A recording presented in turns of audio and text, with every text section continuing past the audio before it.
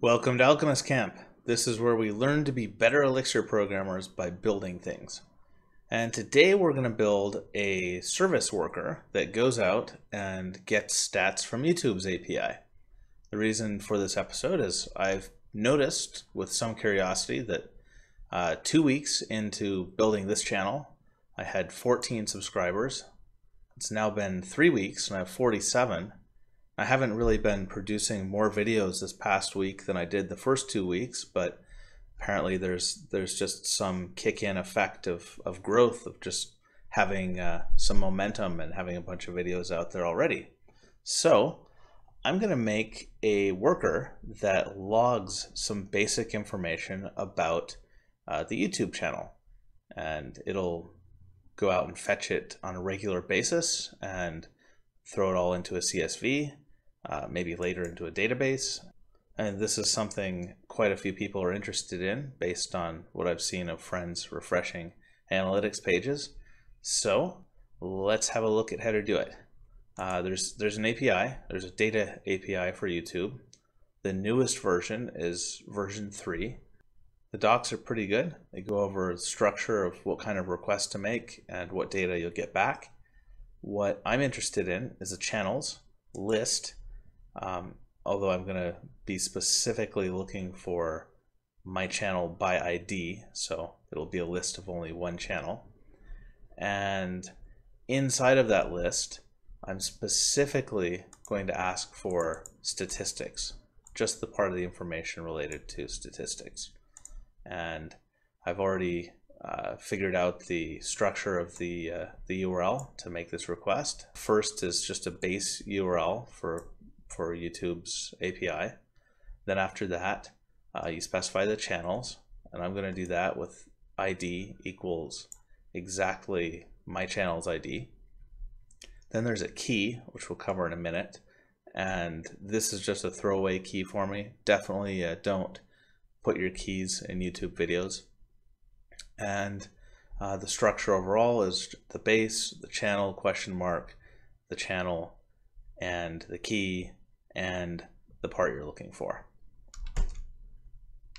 You get the credentials by going to console.developers.google.com/APIs, and you can just create them here. OAuth would be if the users were logging in with your service, they'd use their Google login.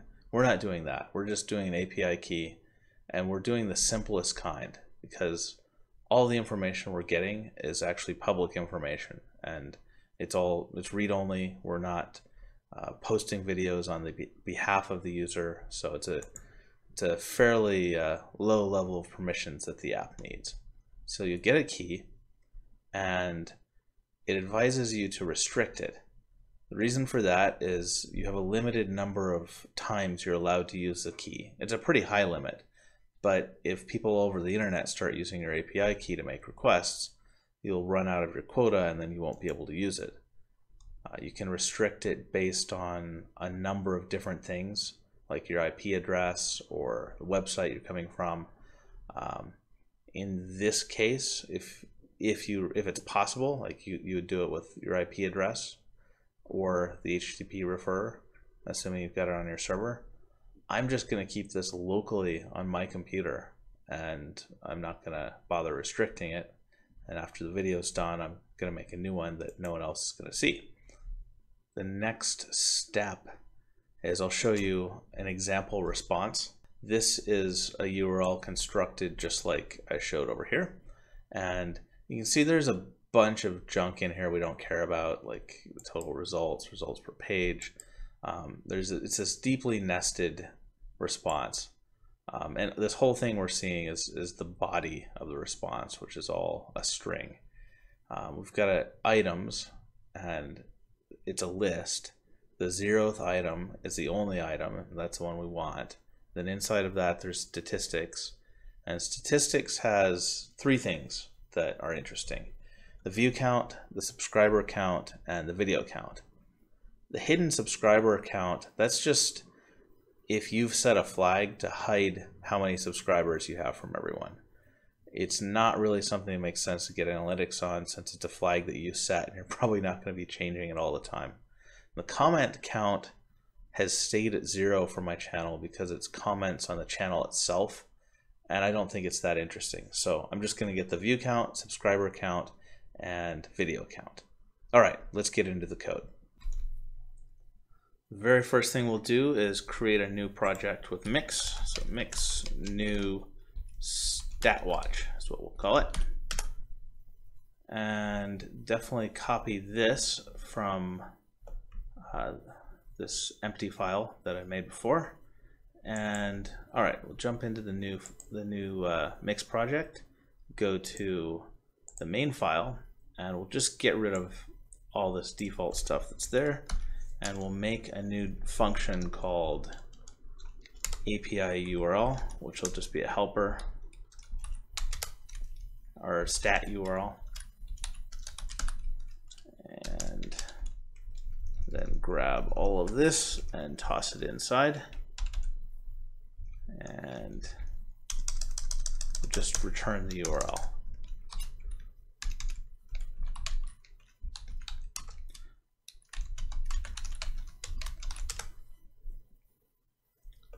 Jump in a mix and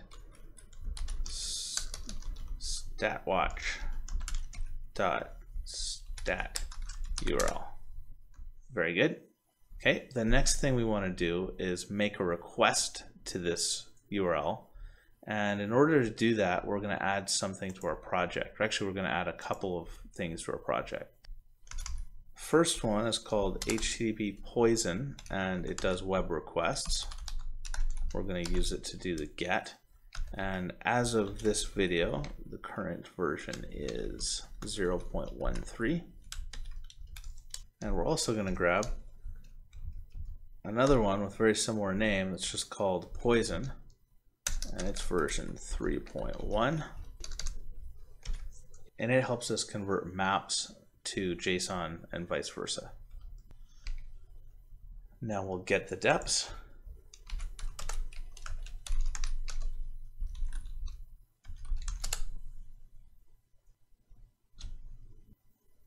And mix deps, and oh dear, let's see, mix deps, compile.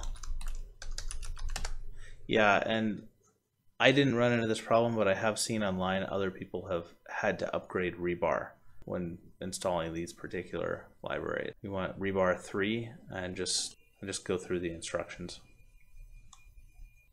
While that's going on, let's get back to our project. Now we're going to make some column names.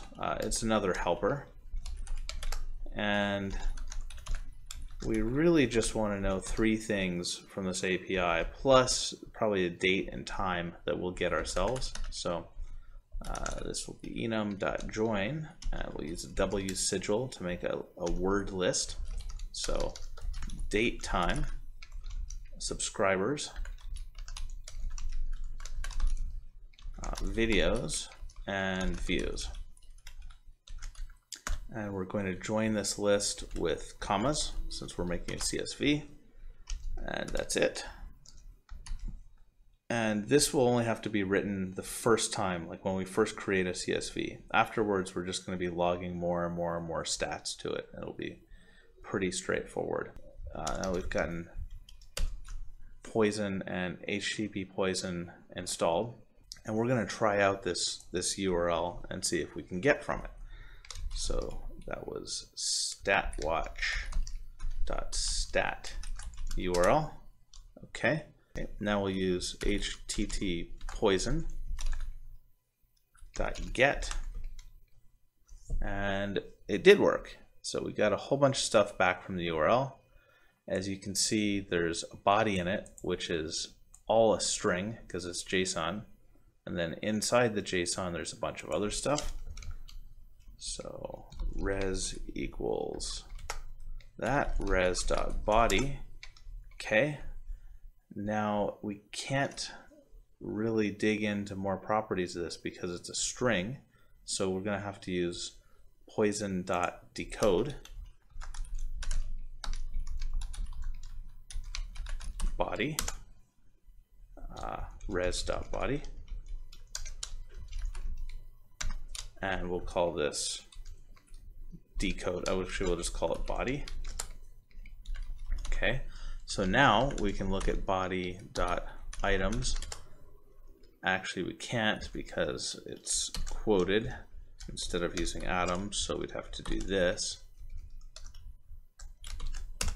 which is a little bit of a pain. Fortunately, Poison has a decoding option where you can say keys atoms, and it'll make a little bit friendlier of a map so that you can do this, body.items.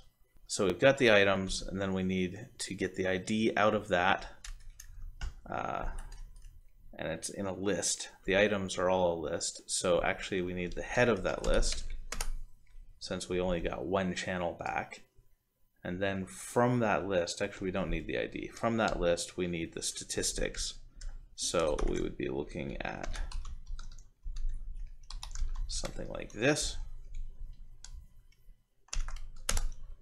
which again is not super friendly, although we can do pattern matching to make this a bit simpler. So then inside the statistics, then we get subscriber count and so on. So we've gotten enough of an idea from messing around in the terminal to build up the fetch stats function.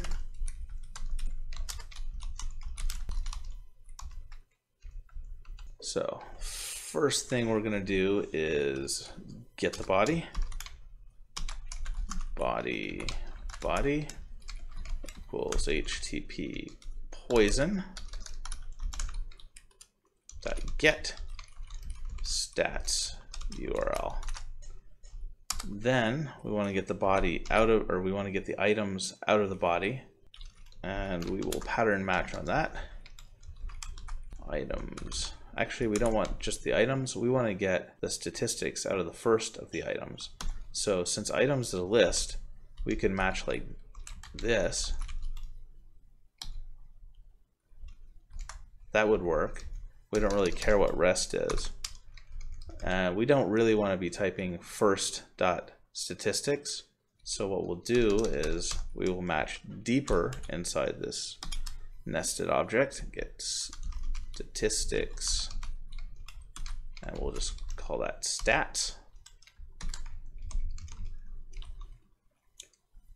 And that's going to be equal to poison.decode body keys as atoms.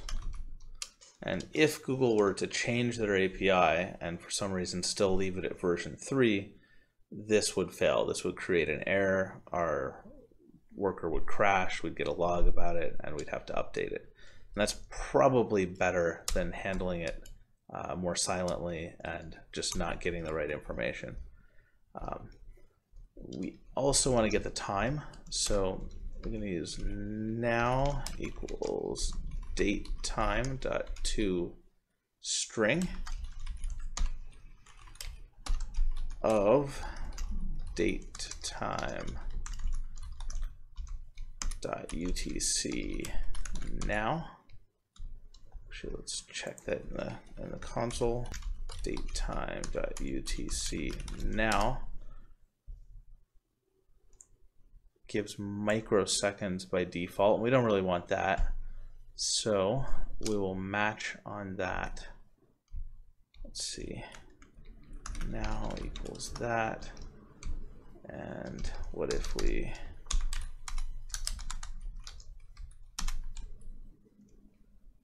matched it to now, but we set the microseconds to 0. This is in a calendar. If you look up the docs for date time, you can see the calendar to get the format of this.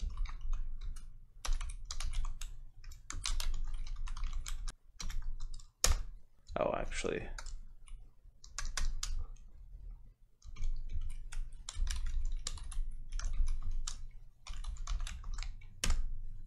okay. So we'll do it like so.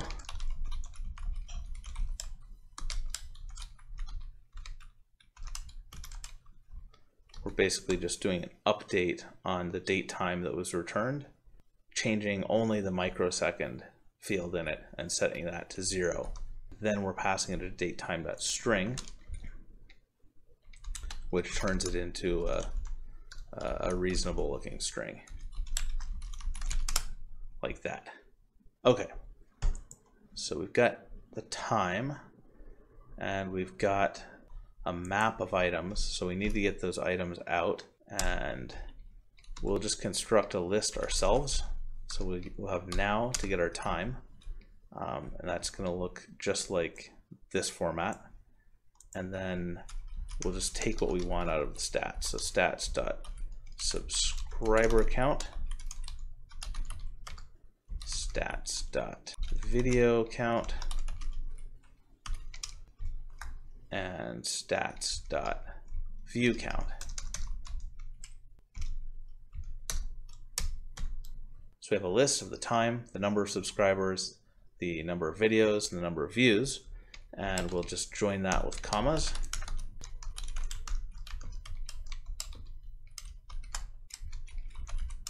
And that should do it. So let's recompile.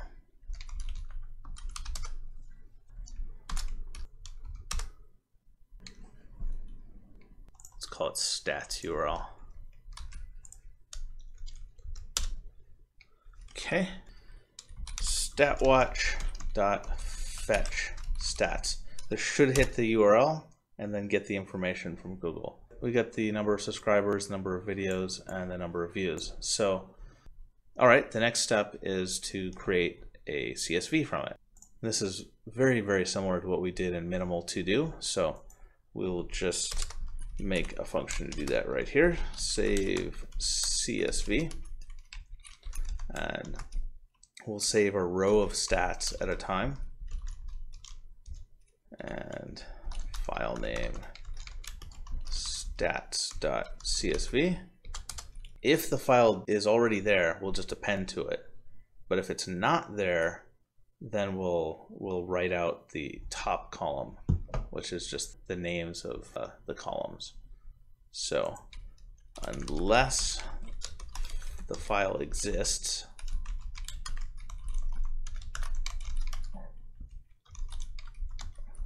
we'll write out the top column.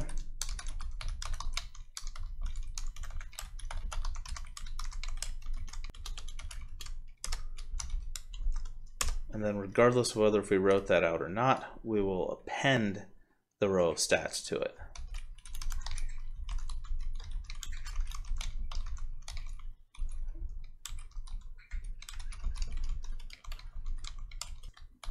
And add a new line after each row, and there's an option we can pass to file.write that is append.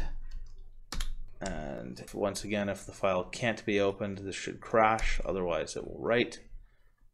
We'll recompile that. And so we need the row and the save both, so we'll save and we'll pass it the output of fetch stats.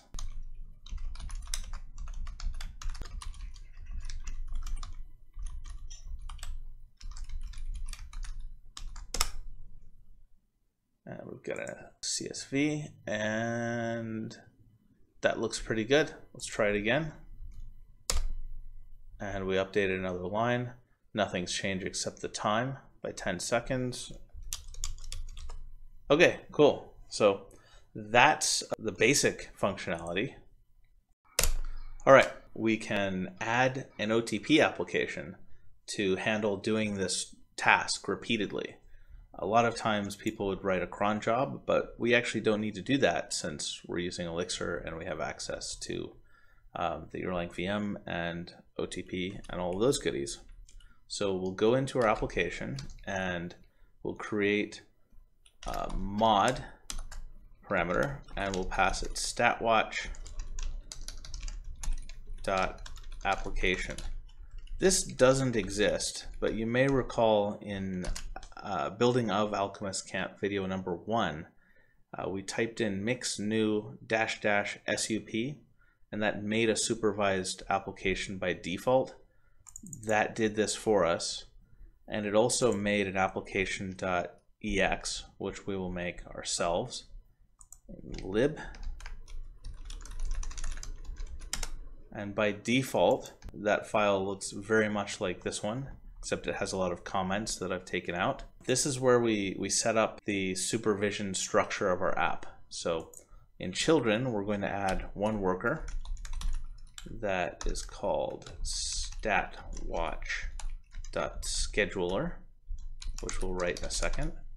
And we won't pass it any arguments at all. Here's the default supervision strategy, 1-for-1, which means if any child process dies or any child application dies, it gets restarted. This supervisor will start this child process. It will be called scheduler.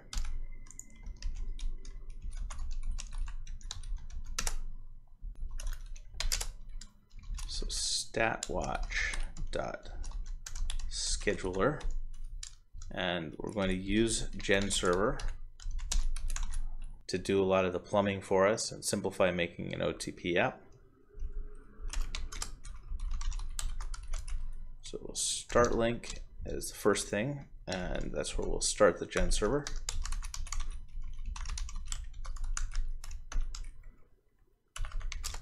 We'll pass it under module under, which is just this module. So that's the same as typing statWatch.scheduler. Advantage is if we change the name of the module, it'll still work. And then we've got an init, which takes state, which we're not using. And this gets run as soon as the supervisor starts it.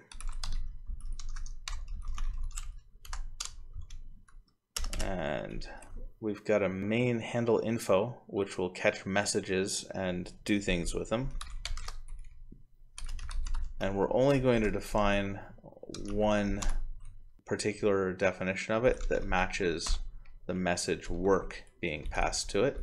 So if we pass anything else to it, won't catch it. Basically, it's going to do the main thing StatWatch does, which is fetches stats and passes them to the CSV. So let's make one function to do that. It will fetch stats and just pipe that into save CSV, and that should be all it needs. And we'll call it here statWatch.run. After we run it, then we're going to want to schedule it to run again. We'll just call that schedule work, no reply, and state.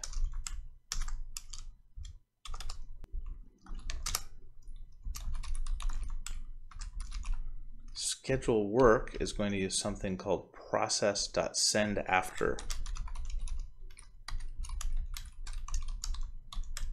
And this process will send a message after itself, and that message is going to be work, so it'll be matched by our one and only handle info definition.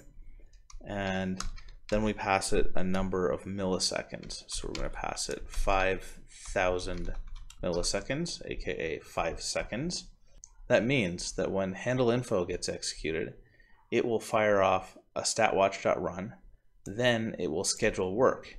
The schedule work says that after this process is done, then it will call work again, which gets caught by handle info. And each time it will wait 5 seconds after the process finishes. These processes will finish extremely quickly, since there's almost nothing going on, and computers do many millions of operations a second. So essentially every 5 seconds, this thing is just going to run again and again and again, doing StatWatch's primary function of just fetching the stats and saving the CSV. So let's delete the CSV, and if everything was set up properly, this will just start logging every 5 seconds. Nope, we don't have a CSV, so something is not right. Let's make sure that run works. StatWatch.run. That does work, and appending works. Okay, so it's something in the supervisor or the scheduling is not right. Let's see, statWatch.application. That's good. It starts statWatch.scheduler. which also looks good. At the very beginning, it gets into a init and then it just bails. So we need to either call handle info or schedule work from init. If we schedule work first, that would mean, say we're doing a daily task, it would wait a day and then it would log the stats, and then it would do it every day after. And if we do it, if we go to handle info first, then as soon as we run this, it'll log the stats once, and then it would do it each day thereafter. And I think that makes a lot more sense. So we can actually, we could send a process to handle info, or since we're coming in init, we could just call the function directly. Okay, and let's quit this and restart it. There we go. So every 5 seconds, this is logging how many subscribers and videos and views there have been on the channel. That is pretty neat. Let's change this to every day, because even I don't refresh my stats every 5 seconds. Well, maybe I'll go 6 hours, just since it's early days. It's only been going 3 weeks. I'm curious. So 1,000 seconds times 60, that would be every 5 minutes now. And now it would be every 5 hours. We'll make it every 6 hours.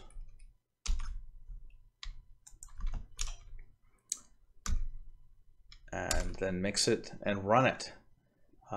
In reality, the way I'm probably going to run this is I'll just take this application and I will put it in the supervisor tree for the campsite application, which runs a Cowboy server that runs Alchemist.Camp. The application file,